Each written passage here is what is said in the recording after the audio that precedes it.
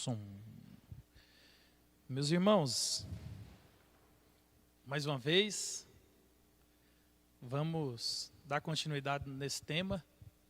Isso aqui dá para a gente ficar aqui o ano inteiro, né? Nesse tema aqui.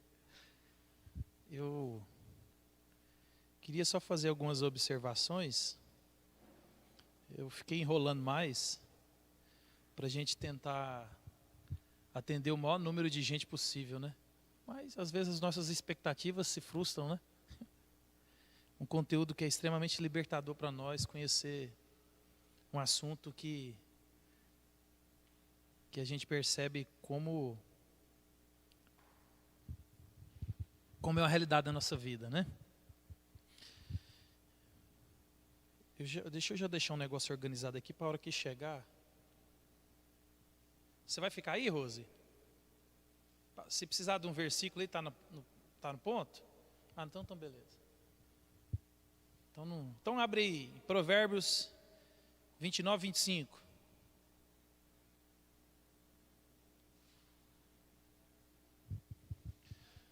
Vinte e nove, 25. Provérbios 29, 25. Pronto.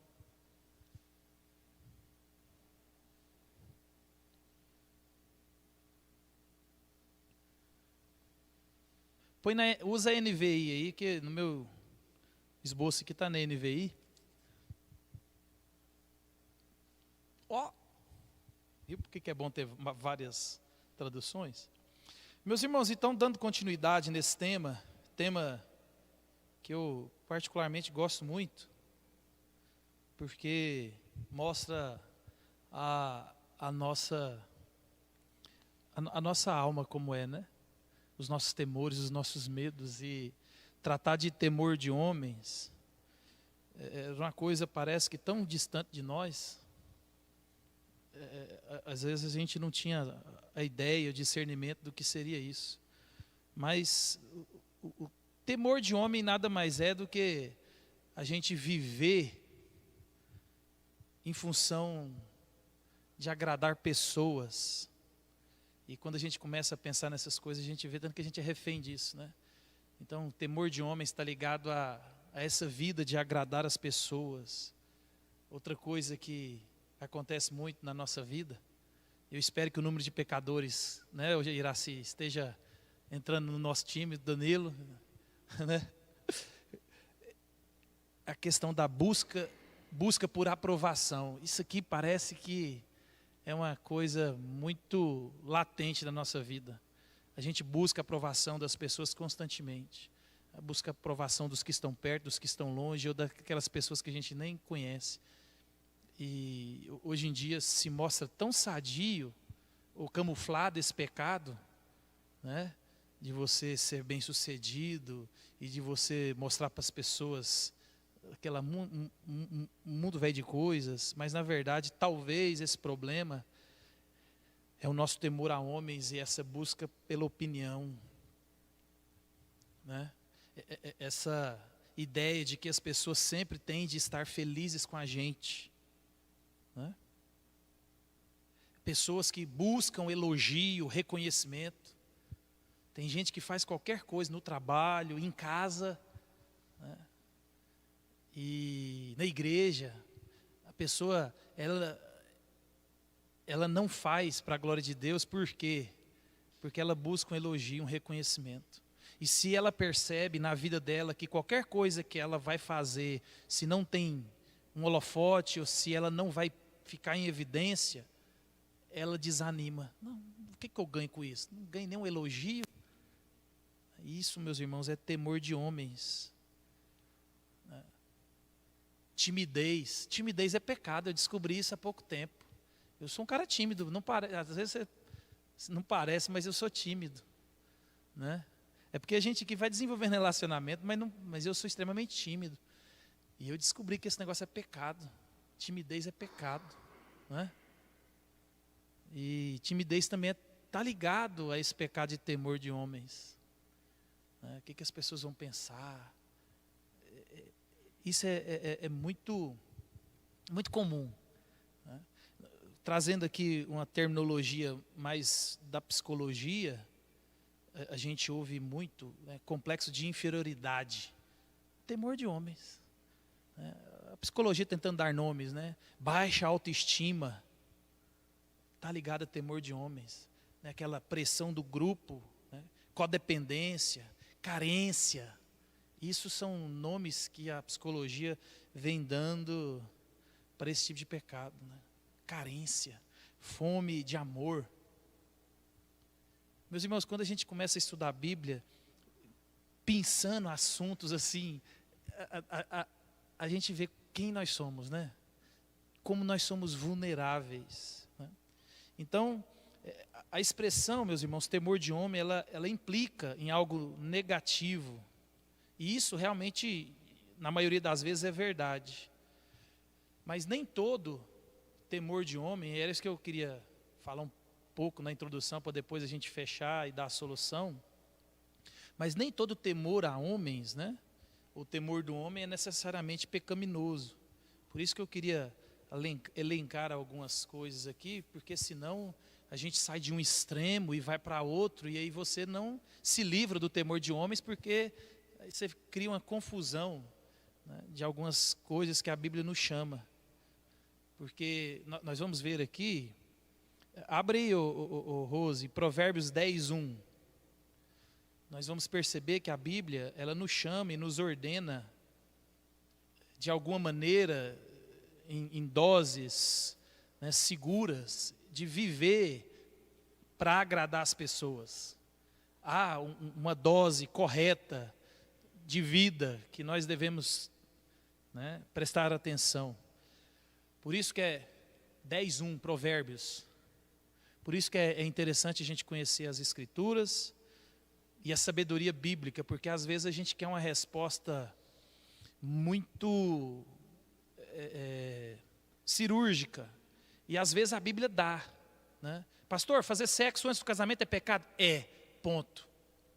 Mas às vezes, com relação mesmo, nós vamos ver aqui, temor de homens, tem que ser temperado, porque senão eu saio de um extremo, onde eu preocupo demais com a opinião das pessoas, e eu vou para outro extremo, onde a opinião das pessoas não importa de maneira nenhuma. E eu já fui assim, né? Eu colhi frutos amargos disso. Porque aquela ideia piedosa, não, o que importa é o que Deus pensa de mim.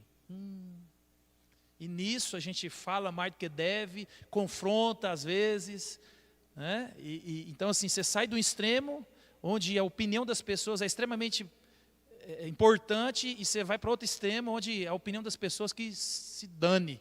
Eu quero agradar a Deus. E a gente vai ver que na dosagem certa, Deus nos chama sim a ter uma vida onde leve em consideração as pessoas. Né?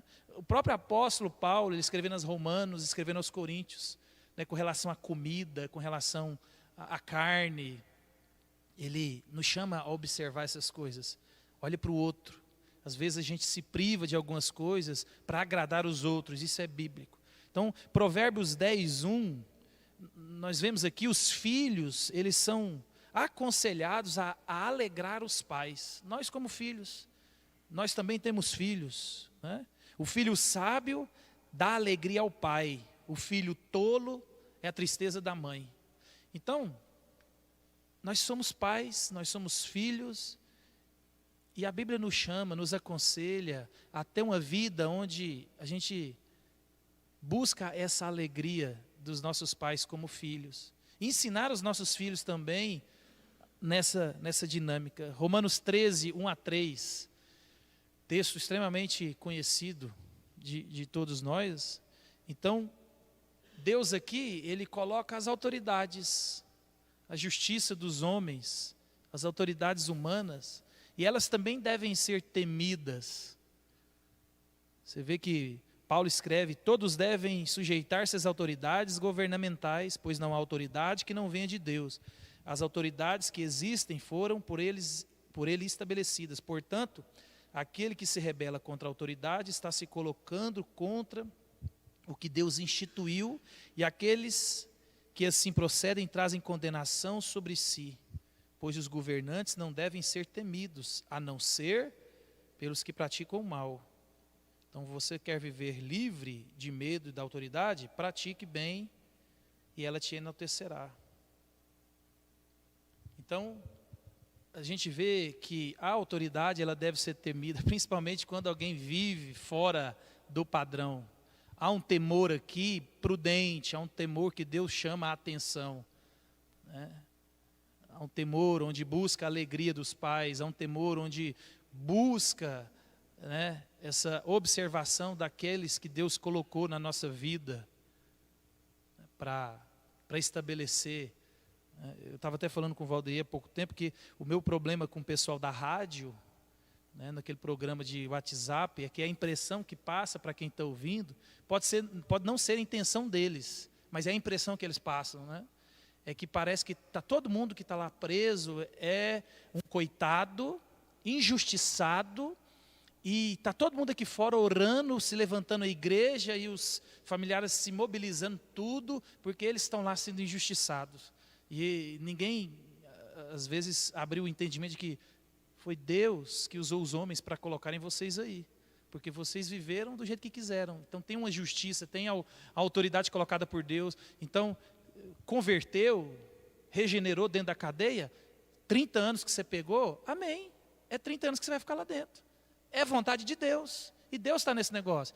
Você pode usar os recursos humanos? Claro, se Deus colocou os recursos para você usar, use. Mas, se você pegou 15, 20, 30, foi Deus quem usou os homens para aplicar essa punição. Então, essa impressão que passa, que parece que são um bando de pessoas que foram injustiçados, e aí as orações são interessantes, né? Calma, Deus está entrando com providência. Deus já entrou com providência. A partir do momento que Ele estabeleceu autoridade, estabeleceu regras, você quebrou, você foi pego, a providência de Deus está ali nessa dinâmica. Então você pegou 15 anos, 20 anos, 30 anos, 5 anos, é da vontade de Deus, para o crente entender isso, né? Qual é a vontade de Deus? Que eu cumpra os 30 anos. Pode usar o recurso? Pode. Não é lei usar o recurso? Use. Então, há um temor aqui que Deus nos chama a atenção, né? Coloca aí Tito 2, 9 e 10.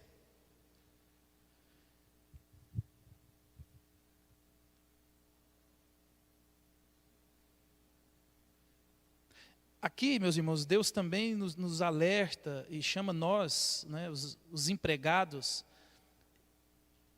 eles devem trabalhar de forma que agrada ao patrão, né? Se alegrar quando o patrão troca de carro. Se a gente entender essa dinâmica, quanto mais rico o meu patrão ficar, melhor. É sinal de que a empresa está boa e eu tenho emprego. Quero que ele troca de carro, viaja para a Europa, compra casa, junta dinheiro, fica milionário.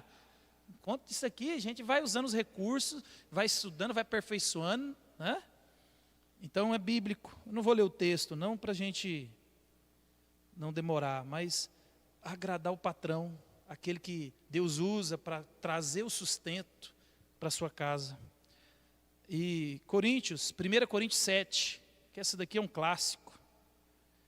Todo mundo sabe, Paulo instruindo, 7, 33 e 34. Paulo instruindo a respeito do casamento, né? E nós que somos casados, que temos família, Paulo vai dizer aqui nesse contexto todo aqui, ó, eu se fosse vocês, fique como eu estou, solteiro. E aí eu tenho todo o tempo do mundo para usar para o Senhor. E outra coisa, nós estamos vivendo um período de perseguição, eu sou sozinho. A hora que estourou a perseguição, né? A hora que o arrastão veio pegar os crentes, eu ponho ali debaixo do braço ali minha trouxinha e ó, estou sozinho. Esse é o contexto. Mas quem é casado agora assumiu algumas responsabilidades. Aí Deus chama a viver e prestar atenção que eu tenho que agradar minha esposa, e minha esposa tem que me agradar. Então, há essa dinâmica onde Deus nos chama a viver em prol do outro. Nesse mesmo texto aí, o Rose, pode deixar. ele chama, na liberdade cristã e no evangelismo pessoal, deve procurar agradar o próximo. 32 lá, não? Vai no 32. Não se tornem motivo de tropeço. Ué, aqui está o... Ah, não, esse aqui é o 10 agora. Por isso que está... Eu olhei só o verso.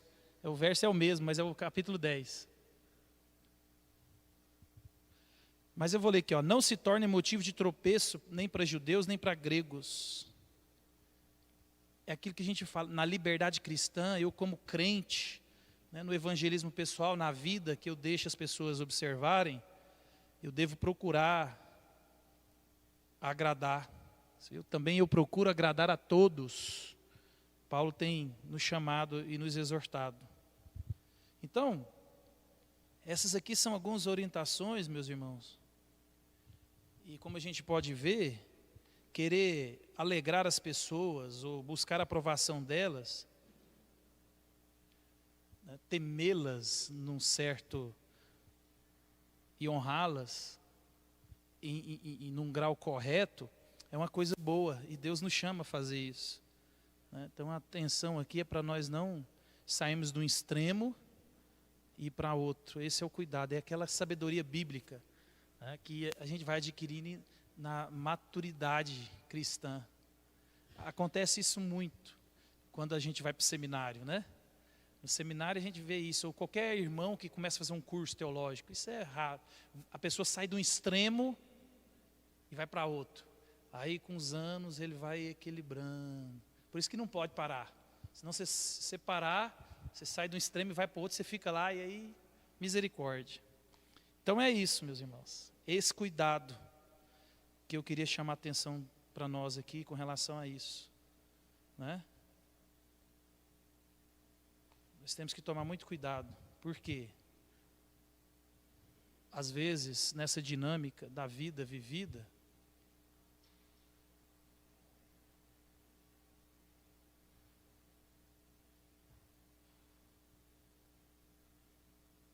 aconteceu alguma coisa, vó?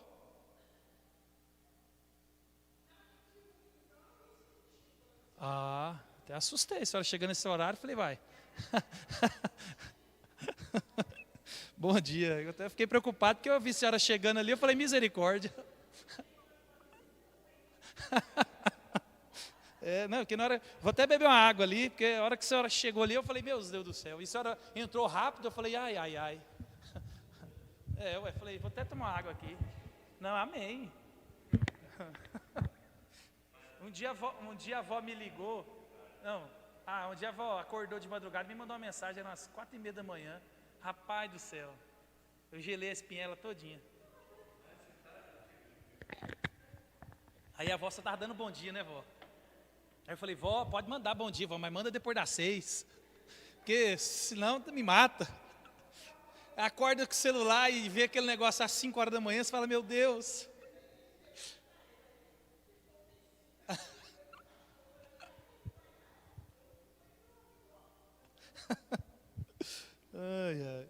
Então é isso, meus irmãos. O temor de homens, ele é uma realidade na minha vida e na sua. E eu creio que enquanto nós estivermos nesse corpo mortal, é um pecado que não vai ter cura. Não. Eu acho que a nossa atenção dobrada o tempo todo para nós estarmos sempre regulando e trazendo a nossa vida de cá para cá, dos extremos, e tentar trazer ela para o mais próximo da vontade de Deus com relação a isso. Talvez em uma área ou outra a gente possa vencer isso, mas no modo geral, tratando do temor mesmo, eu acho que nós devemos estar sempre vigilantes com relação a isso, porque a gente vê que é uma coisa ruim, mas também é uma coisa boa. Então, há uns extremos onde eu devo viver em função de agradar a algumas pessoas, levar em consideração a opinião de algumas pessoas, mas ao mesmo tempo isso é extremamente perigoso. Então, há uma prudência bíblica. Por isso que às vezes o crente ele não entende a sabedoria bíblica. A gente tem visto isso em Salomão. O ser humano gosta de respostas lógicas e certeiras. E a sabedoria bíblica não é assim, né? Nós vivemos em culturas diferentes, nós vivemos em cidades, contextos, línguas, povos diferentes. Por isso que a Bíblia ela é inerrante, ela é suficiente. É porque ela tem essa capacidade, porque foi Deus quem escreveu. E nós temos a sabedoria nela de nos adequar no contexto onde Deus tem nos colocado, né? Onde ela nos traz essa resposta. Então, nós temos que tomar muito esse cuidado. Mas uma coisa importante é que o problema nem sempre são as pessoas ou a aprovação delas. É a gente ser viciado nesse negócio, dependente. Então observa, essa tensão e a motivação do nosso coração, onde às vezes nós damos muita importância àquilo que não deve dar importância. Entendeu? Então, essa é o problema do temor de homens, é a distorção que a gente dá, a ênfase exagerada, ou às vezes a falta de ênfase, né? Então, essa distorção do temor de homens. O temor de homens, querer agradar as pessoas, desejar que as pessoas estejam felizes conosco, se torna pecaminoso, meus irmãos, quando esse desejo, esse sentimento, essa vontade se torna descontrolada. Olha a tensão. Eu tenho que preocupar em alegrar, em viver bem, em agradar minha esposa.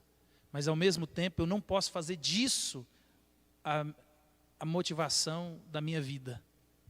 Olha só, eu tenho que fazer, mas tem um jeito certo de fazer. Por isso que às vezes o distanciamento das Escrituras, o distanciamento de Deus, o distanciamento da igreja, faz com que a gente fique tão longe da vida vivida, e a gente às vezes resume o cristianismo em vir à igreja, orar, não fumar, não beber, e não xingar e pagar a conta.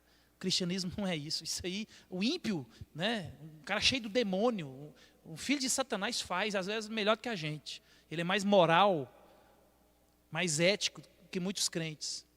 Então o cristianismo, a vida do cristão, meus irmãos, ela é mais cuidadosa, porque nós estamos buscando a glória do nosso Deus. Então o problema é quando a aprovação das pessoas se torna algo importante ou indispensável na nossa vida. A aprovação, a opinião. A gente conhece assim. Você conhece alguém? Nossa, está tão bonito, tá? Não, beleza. Mas fulano, como é que tá? Não importa se todo mundo achou bonito, né? Os nossos filhos às vezes têm essa dinâmica, né? Não, você está beleza, está não sei o quê, todo mundo elogia, mas ele está procurando ler, às vezes o pai, a mãe, uma avó, ei, como é que ficou? Né? Então, não importa às vezes a opinião de muita gente, mas do cicrano, né? Eu descobri que é cicrano, né? Não é ciclano não, falamos errado a vida inteira. Aí, às vezes, é o X ou o Y, a pessoa tal, ou o chefe. Né? Às vezes o supervisor, o gerente fala, nossa, mas ficou muito bom, então, mas eu quero ir lá no chefe. Quero que ele fala, ficou excelente, sem você que a gente estava perdido. Então, meus irmãos, a sabedoria bíblica nos chama a atenção. Lembra-se, sempre o foco é o nosso coração. Quando o nosso coração está distorcido, desalinhado, a gente é tomado por aquilo que é o que é bom se tornando mal para nós. Aquilo que não é pecaminoso se tornando extremamente pecaminoso para nós.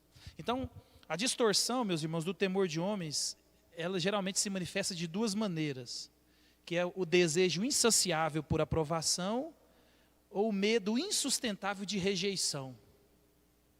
Então, observa, sempre é uma tensão. Aprovação ou rejeição? Eu quero ser aceito e não quero ser rejeitado.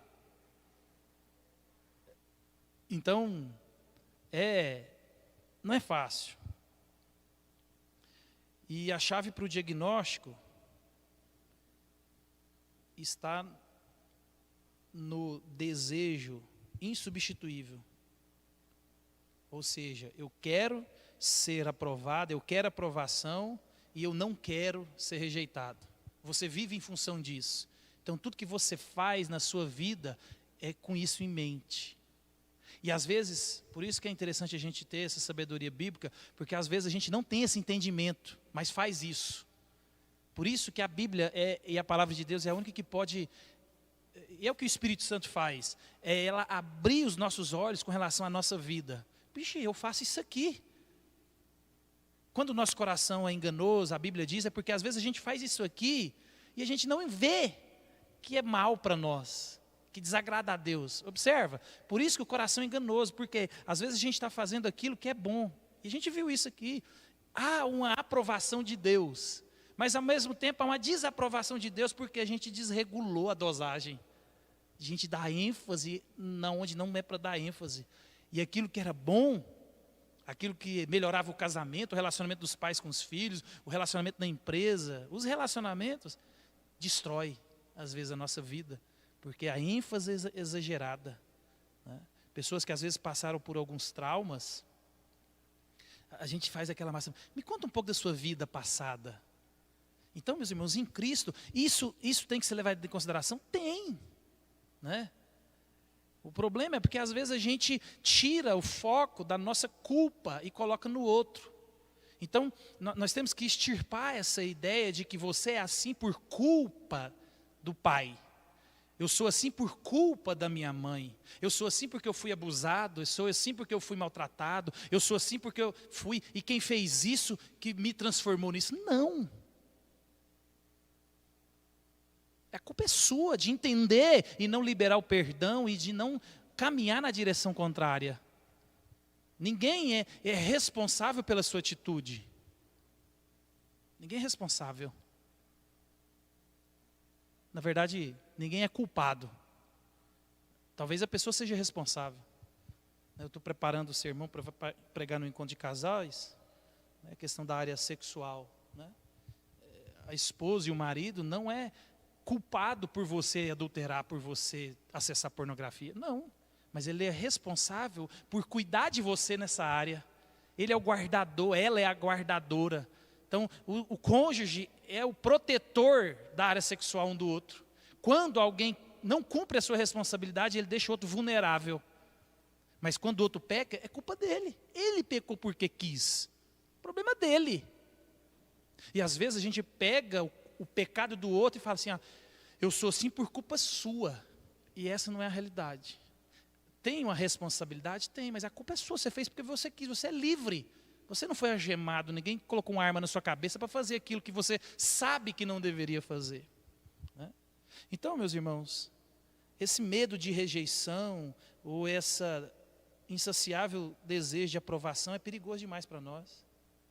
E tem um livro que chama Quando as Pessoas São Grandes e Deus é Pequeno, do Edward Eltz. Ele trata nesse livro só disso, temor de homens.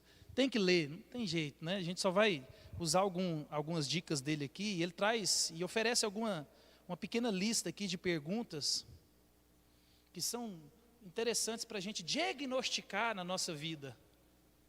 Eu vou trazer para nós aqui.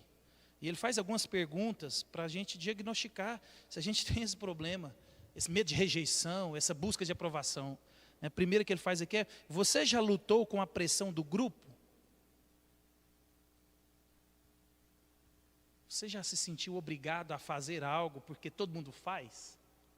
No emprego, em casa, na dinâmica. Pressão do grupo. Isso ele vai dizer que é um eufemismo, é a palavra diferente, mais branda, para dizer temor de homens.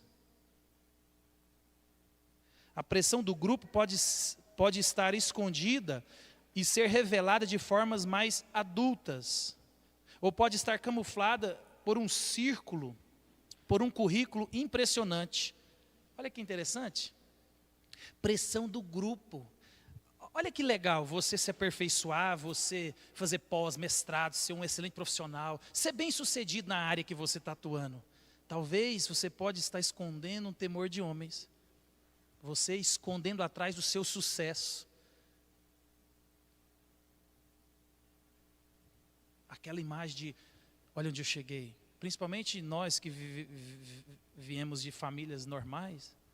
A gente às vezes vai na reunião de família no Natal e às vezes a gente tem essa tendência.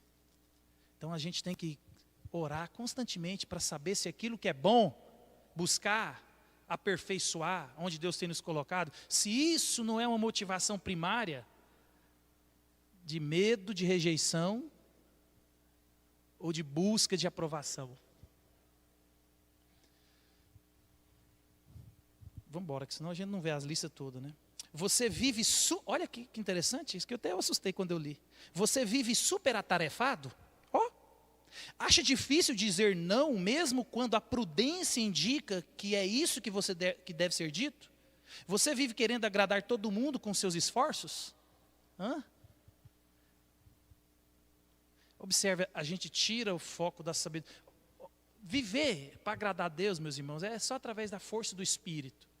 Eu tenho que agradar minha esposa, meus filhos, a igreja, a Deus. Eu tenho que agradar. Deus nos chama isso, mas ao mesmo tempo, eu tenho que descansar.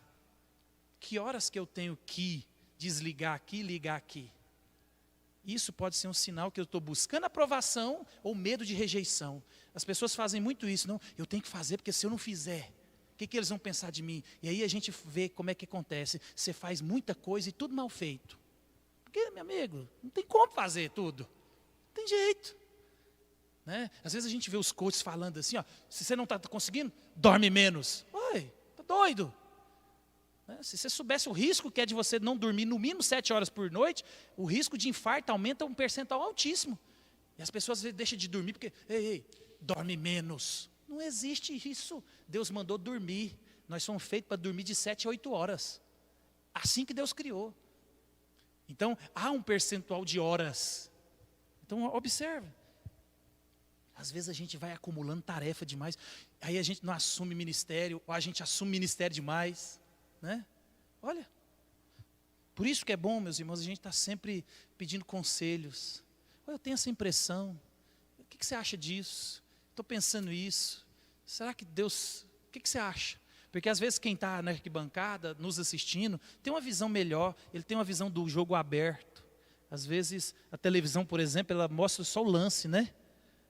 E quem está dentro de campo, às vezes, não percebe por causa da velocidade. Mas quem está do lado de fora, ele consegue ver o campo inteiro. A jogada está lá no gol, mas ele está vendo aqui a dinâmica do posicionamento. Então, a sabedoria bíblica. Por isso que a congregação, o congregar é extremamente importante. Porque na congregação, no congregar, nós exortamos, somos exortados, amamos, somos amados, e essa é a dinâmica. Vamos chegar para frente, senão a gente não vai, né? Então falei de pressão do grupo, super atarefado. Você precisa de alguma coisa de seu cônjuge? Precisa que seu cônjuge ouça você, respeite você?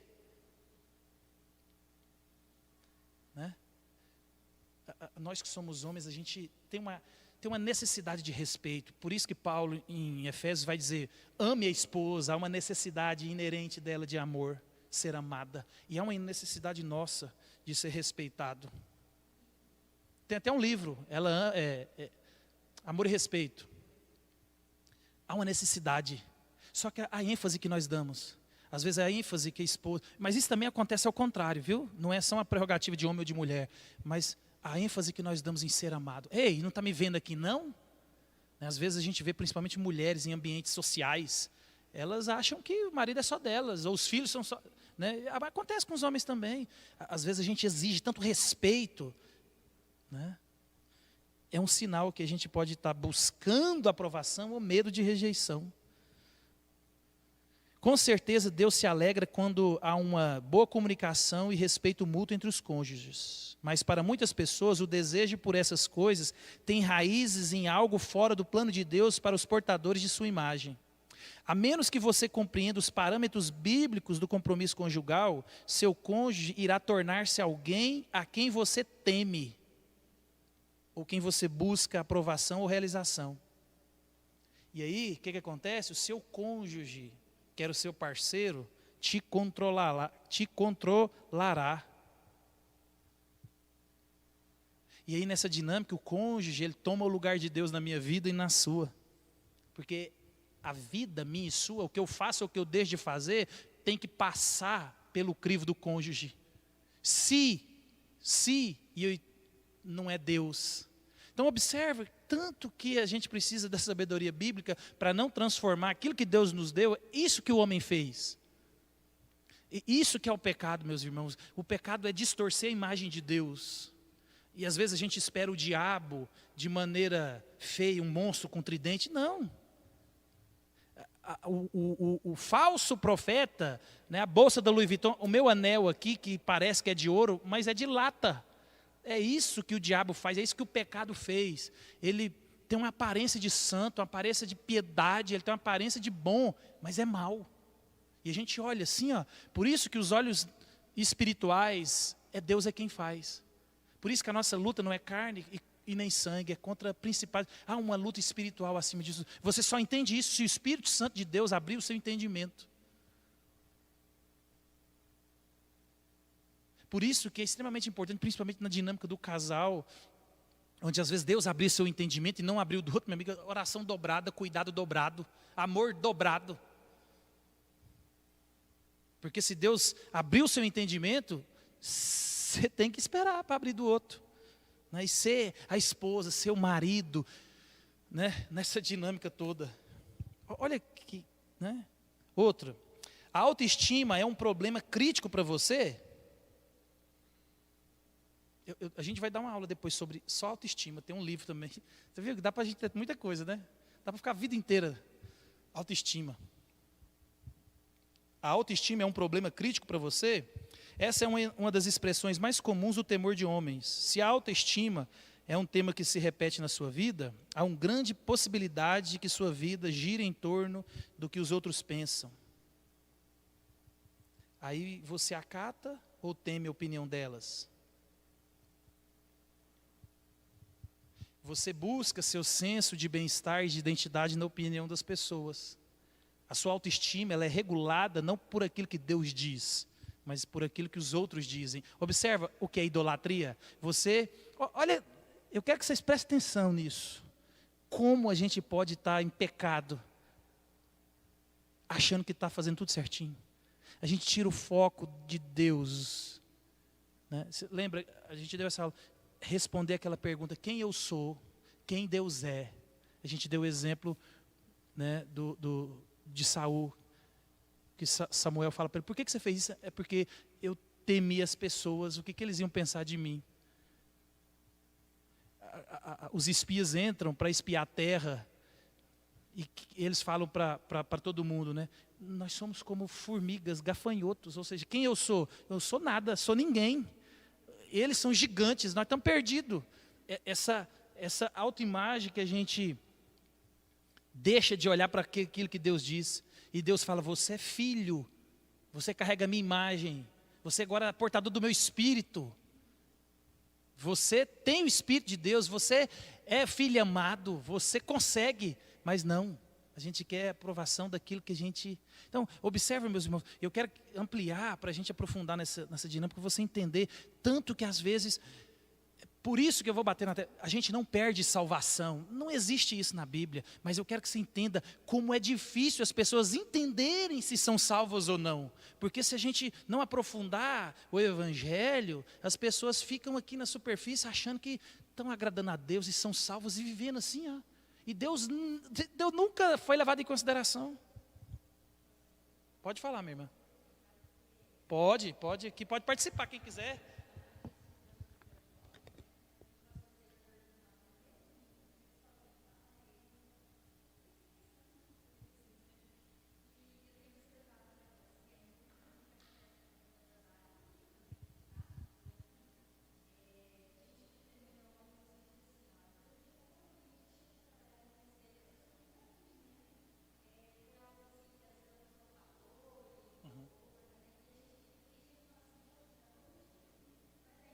É. Uhum.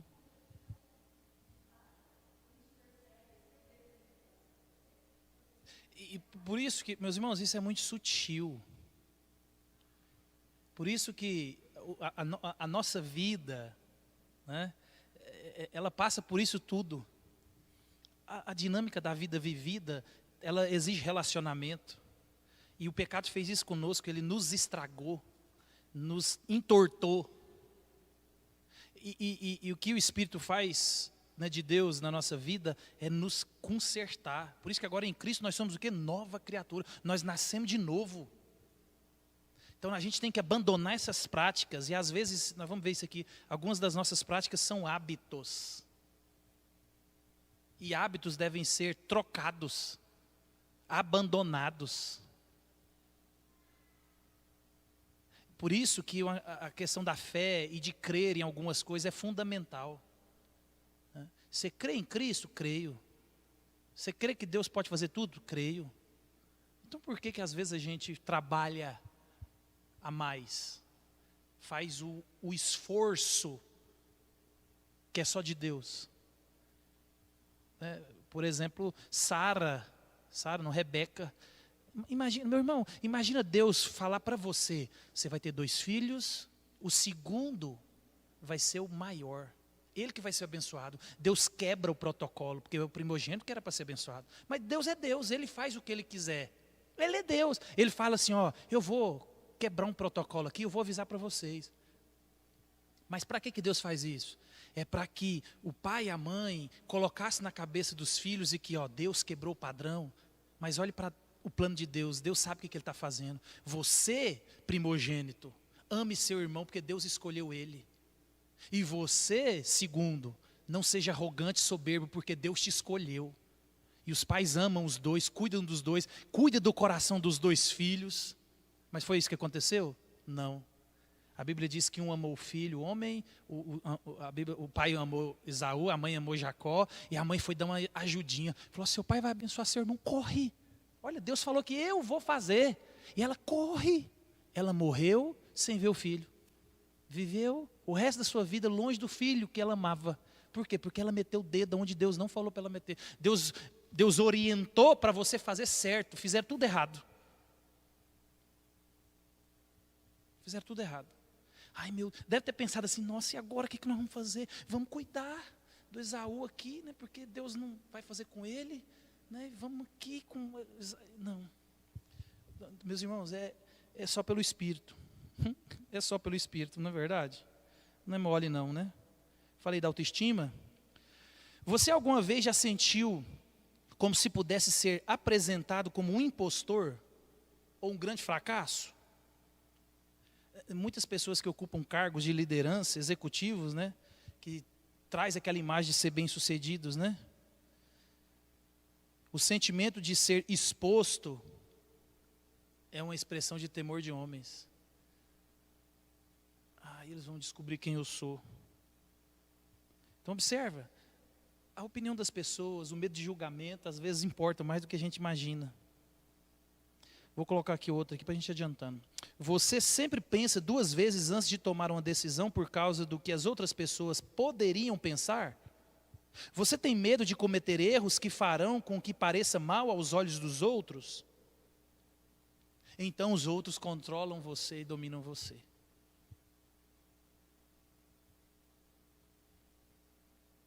Meus irmãos, não é verdade? Eu vou fazer uma... Eu acho que esse pecado foi um dos maiores, foi o que arrebentou com a igreja ao longo dos anos. Porque a igreja, ela tem um papel de... Mateus 18, como que é? Disciplina na igreja. A igreja antiga, ela disciplinava, o povo era mais fervoroso. O povo tinha medo. Eu não vou discutir como é que fazia. Muita coisa do jeito que fazia era errado. Mas você sabia que se você transasse antes do casamento, você vinha aqui na frente, o pastor e a igreja inteira. Se a mulher ficasse grávida, pegava os 2. Adultério, então adultério você estava morto. A igreja fazia isso. Então por isso que eu falo, nós vamos discutir como que fazia. Fazia do jeito errado muitas vezes, mas fazia o que era certo, do jeito errado. Mas por que ao longo dos anos pararam de fazer? O que as pessoas vão pensar? Não, olha, senão ele sai da igreja. E aí a gente, em vez de tirar os ímpios da igreja, a gente encheu os ímpios na igreja. Por quê? Porque às vezes a gente, observa, Deus fala para corrigir, para exortar, para expor. Deus falou, vai você ter com seu irmão. Não resolveu, vai você e mais um. Não resolveu, vai você e o conselho da igreja. Não resolveu, você vai lá na frente e fala, é publicano pecador, está fora do corpo de Cristo. Você é ímpio. Foi isso que Deus mandou. Mas aí você deixa de olhar para o que Deus mandou, do jeito que Deus falou para fazer, e a gente começa a olhar para o, que é isso? Você vai tomar um processo se você expor a pessoa desse jeito. Eu cansei de ver isso dentro da igreja. Se o pastor, se soubesse que eu podia processar ele não fazia isso. Tá, mas então processa. Né? Estamos aqui para agradar a Deus ou aos homens? Chegamos nesse ponto e vai ser pior cada vez mais. Então, sim.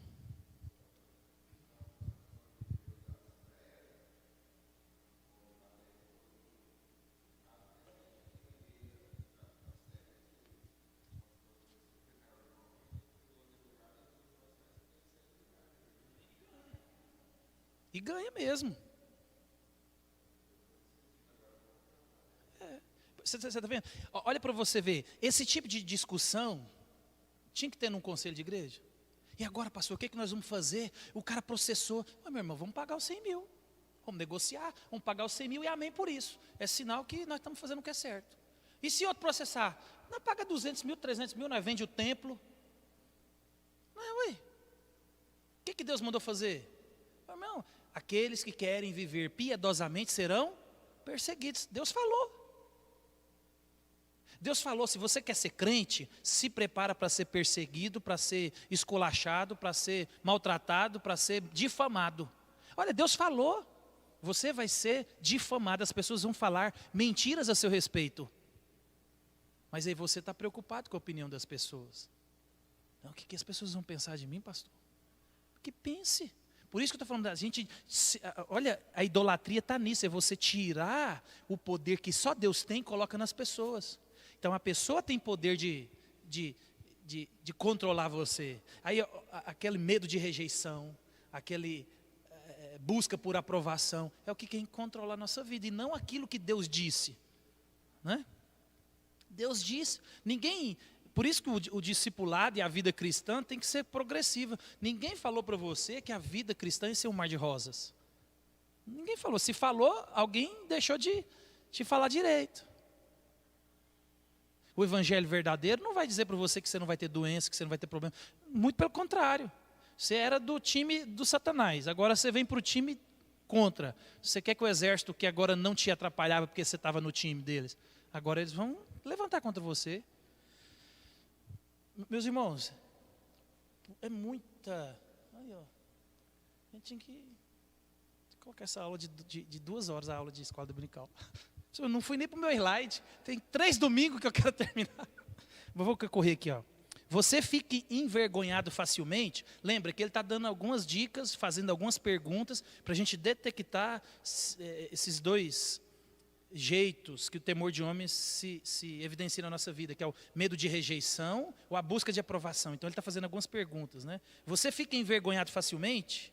Se sua resposta é sim, as pessoas e a opinião delas, se sua resposta é sim, as pessoas e a opinião que elas têm de você provavelmente definem você.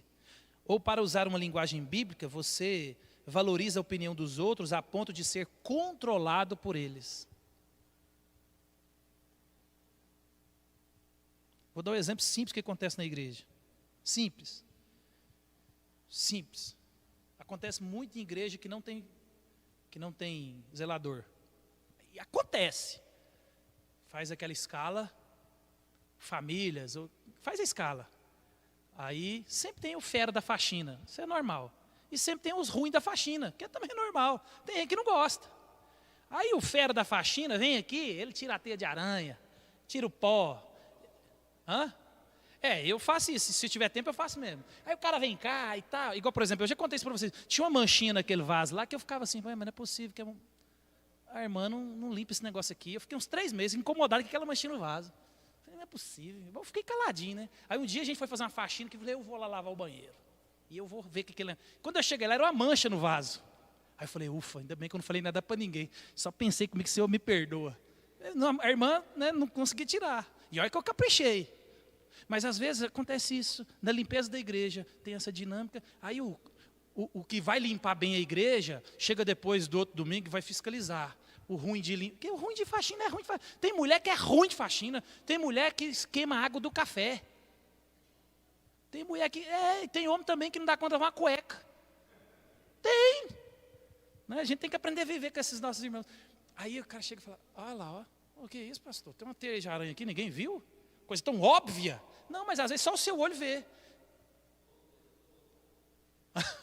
Né? Às vezes, por exemplo, o Flávio traz o café, mas a Elaine, aí você toma um cafezinho. Cafezinho tá bom, mas se tivesse um açúcarzinho. Aí às vezes, se o irmão às vezes fala: não trago mais. Olha para você ver, tanto que é fácil, às vezes você nem percebe. Aí, ó. Então assim, às vezes você vê aqui, ó, e às vezes você falou brincando, né? Porque café é um negócio tão particular, tem gente que gosta de. Né? Café é um negócio que. Né? Não, porque o brasileiro nem sabe tomar café. Porque ele compra o café pior. Já começa por isso. Ele compra o café mais barato. E lembre-se, café quanto mais barato é mais ruim. Por isso que você põe açúcar no café. Porque ele tem bosta ali de galinha, de passarinho, ele tem pedaço de coisa. Por isso que ele é preto. O café de verdade, ele não é preto. O café de verdade, ele é um vermelho, amarronzado, claro. Você consegue ver do outro lado do copo. Depois vocês pesquisam isso. E aí o brasileiro que não sabe tomar café fala: aí, ó, tá vendo? Né? Então, meus irmãos, a gente observa como a gente pode, né? Outra pergunta que ele faz: você se sente vazio ou sem sentido? Já se sentiu com fome de amor? Carência de ser amado? Aí aqui, observa, quando você se sente essa carência de ser amado, essa carência de ser valorizado, você está mostrando que são outras pessoas que te completam. Ah, pastor, se meu cônjuge fizesse isso, aquilo. Então, quem te completa? Quem te faz feliz? Não é Deus. Não é Deus. Então, se o outro te completa, é porque o outro te controla. Por isso, meus irmãos, que quando Paulo vai dizer em Coríntios 13, o amor não é ciumento. O amor não se ufana, o amor é paciente, o amor é benigno, o amor busca o interesse dos outros. O amor não é invejoso, o amor. Então é complicado, não é? Você mente sempre, principalmente aquelas mentirinhas brancas, e aquelas omissões às quais você não está tecnicamente mentindo com seus lábios. A mentira e outras formas nebulosas de viver geralmente são maneiras de fazer com que pareçamos melhores diante das outras pessoas. A gente usa essa tática dessas mentirinhas brancas, meus irmãos, porque essas pessoas servem para cobrir a nossa vergonha diante dos outros. Exemplo de mentirinha branca? Eu acho que um exemplo de mentirinha, porque ele fala de mentira e de omissão, que a gente sempre faz, é quando... Alguém aqui falou? É quando alguém pergunta para nós: está acontecendo alguma coisa? E você: não, está tudo bem. Mentira. Mentirinha branca. Porque a gente omite ou não fala a verdade. Por exemplo, numa roda a gente ria demais no seminário, né? Ninguém chega aqui e fala assim: vem cá, vó, preciso te contar uma coisa para a senhora, vó.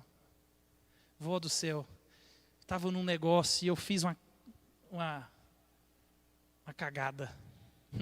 Usar a palavra, porque tem palavra que encaixa no... Vó do céu, eu fiz uma cagada grande demais, vó do céu. Eu tenho que contar, mas falei o que não devia, fui onde não devia, fiz o que eu... Alguém chega e fala assim... Tem 3 anos que eu estou aqui na igreja.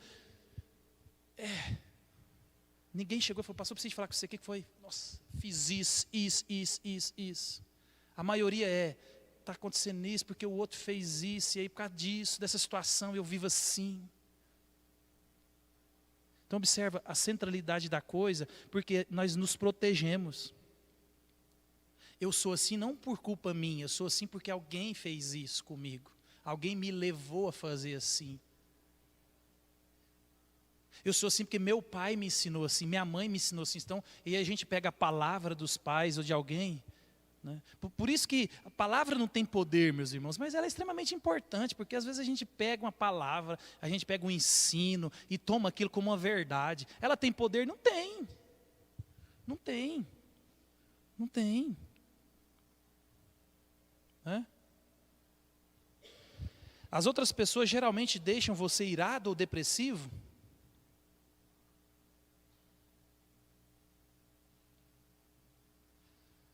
Elas estão deixando você louco. Caso positivo, provavelmente elas sejam o centro controlador da sua vida. Meus irmãos, Deus tenha misericórdia de nós, né? A maioria das dietas e das atividades físicas, mesmo quando aparentemente sobre o nome de saúde, tem a finalidade de impressionar os outros. Ó, a pergunta: a gente está indo para a academia, faz uma dieta, e aí a gente, olha a mentirinha branca. Agora fui no médico, minha glicemia, triglicéridos, está tudo alterado, mas agora eu tô firme aqui porque vou cuidar da minha saúde. Mas será? Será que não é porque às vezes o marido ou a esposa ou alguém fala assim, tem um pneuzinho sobrando aí, ó.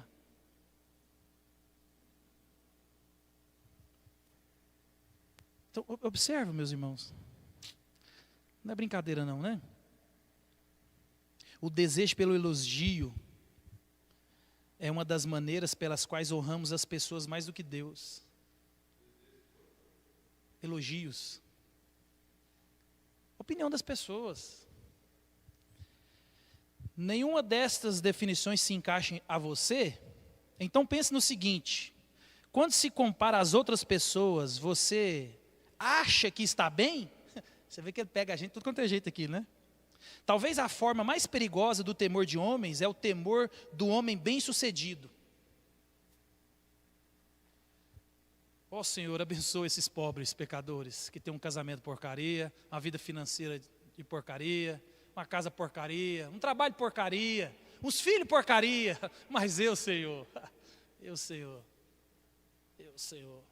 quão grande és tu na frente do espelho. Então, se a gente não encaixa em lugar nenhum, o maior perigo do temor de homens é o temor do homem bem-sucedido. Essas pessoas acham que conseguiram.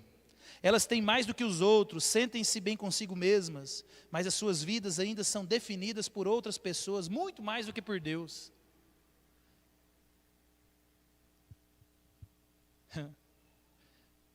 Acho que aqui esse assunto dá para a gente ficar aqui o ano inteiro falando só dele, né? E quando a gente achava que estava limpo, a gente ainda via sujeira em nós. Meu Deus, tenha misericórdia. Você compra roupas por causa do que os outros vão pensar? Já deixou de ir em algum lugar porque não tinha roupa suficiente ou supostamente adequada? Hã?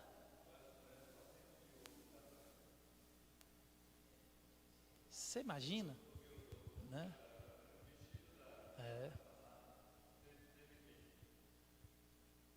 Tem meus homens, velho. Não, quem nunca? Atira a primeira. Eu já fiz isso quando eu era mais novo. Uhum.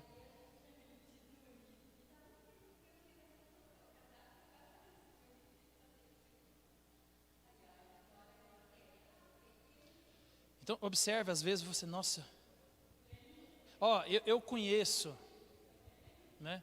Eu conheço gente que não foi em determinado lugar porque ele se achou pobre para aquele lugar. E era um lugar de pobre.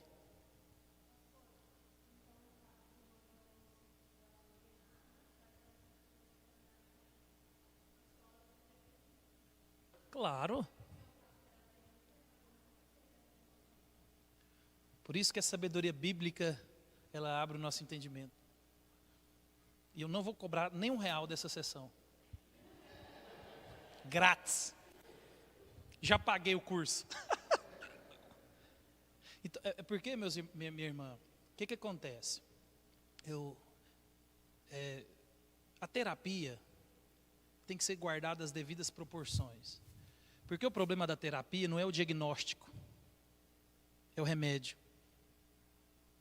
E o problema do pressuposto psicologizado que nós temos é que você nunca é culpado de nada. E a psicologia, de um modo geral, né, nas linhas mais tradicionais, ela tenta sempre buscar um culpado. Você é vítima. E quando os outros são culpados, eu não preciso de mudar, eu não preciso de fazer nada, porque eu sou vítima. Então aí você fica a vida inteira tentando fazer com que o outro reconheça, com que o outro peça perdão, com que o outro, porque você é vítima. Você é vítima da situação, você é vítima do abuso, você é vítima de uma crítica, você é vítima de qualquer coisa. Entendeu? E quando a gente olha para as Escrituras, a identidade nossa é em Cristo. Então, aquilo que Deus diz a respeito de mim e de você é o que importa. Por isso que quando Jesus diz assim, ó, se depender de vós, tende paz com todos. O pressuposto ali é que se depender, porque tem hora que não vai ter paz. Entendeu? Às vezes a gente busca a paz no relacionamento, a paz dentro da igreja, né?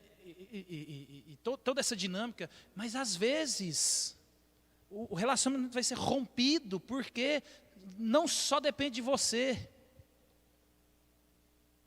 Por isso que quando você entende quem você é em Cristo, a sua identidade está firmada, né? Você vive bem. É lógico que vai ter efeitos colaterais, talvez traz tristeza, porque o nosso desejo às vezes era do outro, do cônjuge também entender algumas coisas, às vezes não entende. Deus te deu um entendimento hoje, mas vai dar para o outro depois da manhã. Mas essa é a sabedoria, Deus nos consola em quem nós somos, né? Então, isso aqui é um remédio para a alma. Isso aqui é um remédio, porque a Bíblia ela vai apontar que isso é real. Isso é uma realidade, o que eu sinto, o que a gente sente. Isso aqui na minha vida é uma realidade, às vezes em grau maior ou menor, mas se eu não me policiar, se nós não nos policiarmos, isso aqui vira a base da nossa vida. Por exemplo, eu prego com o mesmo terno, todo domingo, praticamente a mesma camisa. Às vezes eu troco, eu tenho mais um pouquinho lá, mas é porque eu gosto. Mas eu não faria isso há um tempo atrás, de maneira nenhuma. Nenhuma. Eu já tinha ido lá comprado uns 8 ternos, dividido em 50 vezes. Comprado um sapato. Você está entendendo? E às vezes eu olho, quando eu vou pegar meu terninho azul, eu falo, meu Deus, mas não era assim. E eu visto ele, vem assim, está meio gordinho, falo, vou ter que só dar uma emagrecida, porque, né? Mas eu não fazia isso. Por quê? Porque essas coisas influenciavam. Você está entendendo? E são coisas simples, né? O mesmo sapato, né? E aí às vezes a gente tem que ficar preocupado também com a imagem, porque às vezes fica relaxado demais, né? Mas isso é uma realidade. É uma realidade. Você já ficou constrangido com a opinião dos outros sobre você e a igreja? Eu conheço gente. Eu não vou falar que eu sou crente aqui não, que eu vou na igreja, que crê em Jesus. Não, aqui nesse ambiente não é bom. Sou agente secreto do Senhor, 007, espião do Senhor. Ninguém precisa saber que eu sou crente, né? Ó. Já ficou com vergonha de fazer perguntas em sala de... essa daqui quem nunca? Já ficou com vergonha de fazer perguntas em sala de aula porque sua pergunta pode parecer estúpida? Já desejou escolher e desaparecer por causa de uma gafe, de uma palavra dita fora de hora ou de atitude desejada? Então, observe, isso aqui, meus irmãos, são perguntas que nós devemos fazer para nós mesmos, para saber aonde está a nossa adoração. Se é na busca de aprovação ou no medo de rejeição. E aí a gente tem que, em Cristo, regular esse negócio. Opa, está demais, tem que trazer para o lugar certo. Ou está de menos, tem que trazer para o lugar certo, né?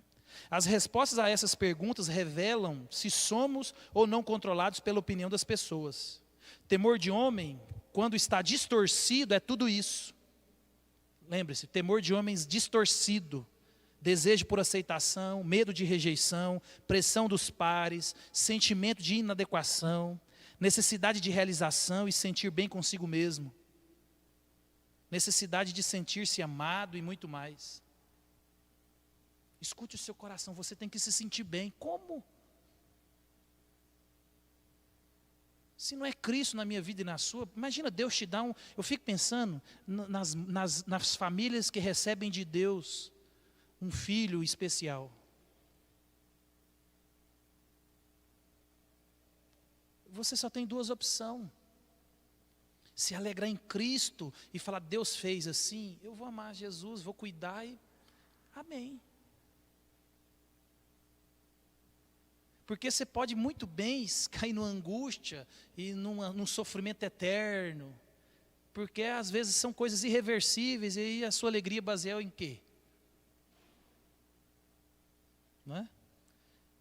Estou falando desse engano que as pessoas falam, você tem que se sentir bem, estar feliz consigo mesmo. Às vezes não dá, uma família dessa é uma luta constante. Principalmente aquelas necessidades mais especiais ainda, que você é a perna das pessoas, você é o braço das pessoas, você é a cabeça das pessoas, né? Às vezes a gente esquece de olhar para a dinâmica da vida, olhando isso aqui. Nós somos aqui todo mundo sadio. Imagina se Deus pegar você agora, ou seu cônjuge, e transformar ele num vegetal. Imagina, num vegetal, num repolho. A gente tem um irmão, mas é assim, ele não é um vegetal, não, porque ele ainda pensa.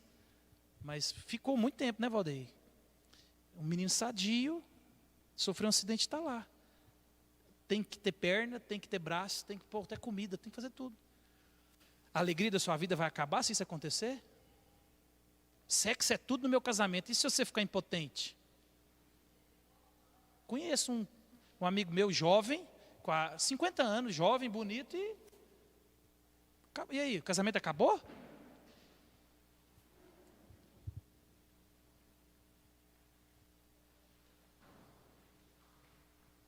Qual que é a solução então, meus irmãos? Como se libertar do temor de homens? Então, vocês viram que o assunto é vasto. Então, depois eu faço com vocês algumas observações gerais para nos libertar dessa armadilha e romper com esse vício, meus irmãos, e aprender a amar a Deus e o próximo de forma que agrada ao Senhor, de forma que a Bíblia nos ensina que nós devemos amar, temer, respeitar e cuidar.